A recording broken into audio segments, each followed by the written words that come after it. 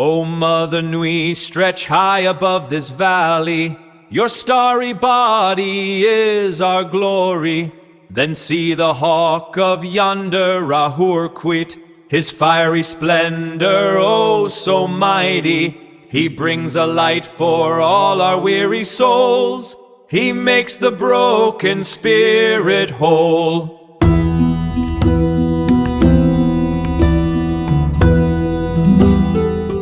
So pop culture basically tells you that signing a pact with the devil is going to, cost you your immortal soul. Right, the classic cautionary tale. Exactly. Yeah. But modern esoteric practitioners actually argue the exact opposite.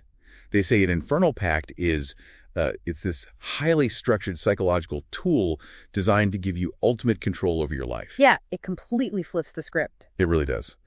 So in our deep dive today into modern goetic theurgy, which is essentially just the formal practice of ritual demon evocation, we're unpacking source material that takes that ultimate cautionary tale and turns it into a system for self-mastery. And to do that, we're looking at ancient grimoires through a completely different lens. I mean, the modern Luciferian framework entirely discards that medieval Judeo-Christian fear of, literal evil monsters just waiting to drag you to hell. Which makes sense. Authors like Michael W. Ford, they frame this as a path to apotheosis, or self-deification.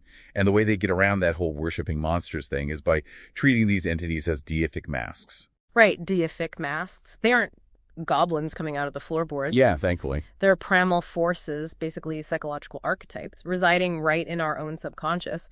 So taking on the mask of Lucifer represents igniting the black flame, which is intellect, absolute consciousness, and rebellion against dogma. And then you have figures like Lucifuge Raphael. Yes, who acts as the prime minister of earthly pacts.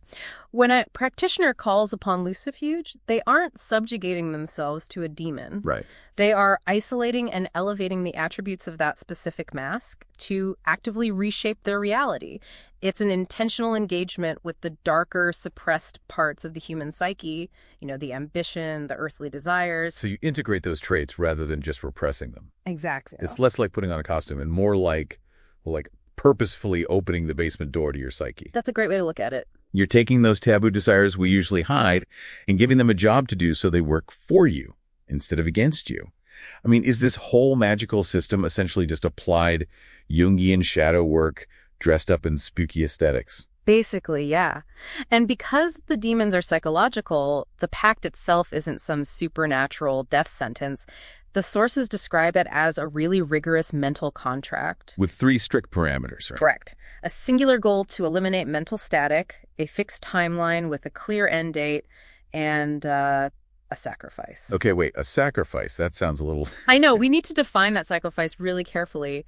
It honors the law of equivalent exchange, so it's an offering of energy or perhaps burning incense on a new moon. It never involves harming living beings. Which is such an important distinction. It is. The necessity of that rule becomes horrifyingly clear when people lack this philosophical grounding. If someone reads these medieval texts literally, the results are catastrophic. Yeah, the sources highlight that tragic 2020 case in London. Daniel Hussein, yes. He was completely uninitiated, took the text literally, and committed real-world violence because he genuinely believed a literal blood sacrifice would, win him the lottery. That is just the ultimate peril of literalism. It truly is. But, okay, let me push back a little on the aesthetics here. Sure. If the modern approach explicitly rejects harm, and we're saying this is basically just a psychological tool, why do practitioners still use highly transgressive rituals? What do you mean? Well, I'm looking at the Nico Clock's visual artifact from our sources.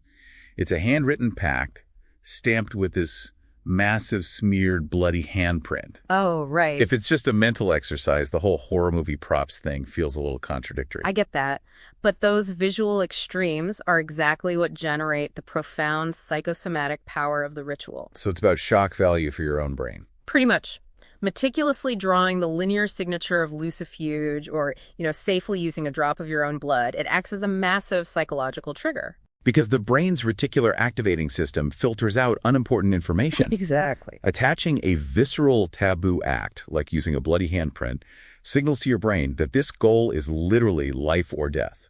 It forces your subconscious to start noticing opportunities and pathways to success that it previously just ignored. Right. Ritualizing your ambitions with severe, definitive boundaries creates a psychosomatic shock. A standard vision board totally fails to achieve that. Yeah, I bet. When you introduce a visceral physical sensation, you permanently impress your intention onto the deepest layers of your subconscious. And the takeaway for you listening is that you don't actually need to sign a blood pact to use this psychology. No, definitely not. Anyone can apply the law of radical accountability and equivalent exchange. Just establish a hard deadline, a singular focus, and a physical investment of energy.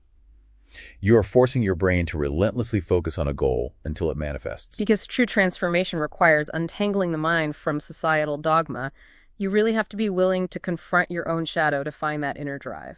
Which leaves us with a final thought to mull over. If the first step of this path is liberating your mind from the rules you've been conditioned to follow, what restrictive beliefs or guilt-based structures are currently holding your own subconscious back from its true potential? It's a heavy question. It is. You might not be standing at a midnight crossroads with a quill in hand, but what invisible contract are you signing every day that keeps you from becoming who you're meant to be?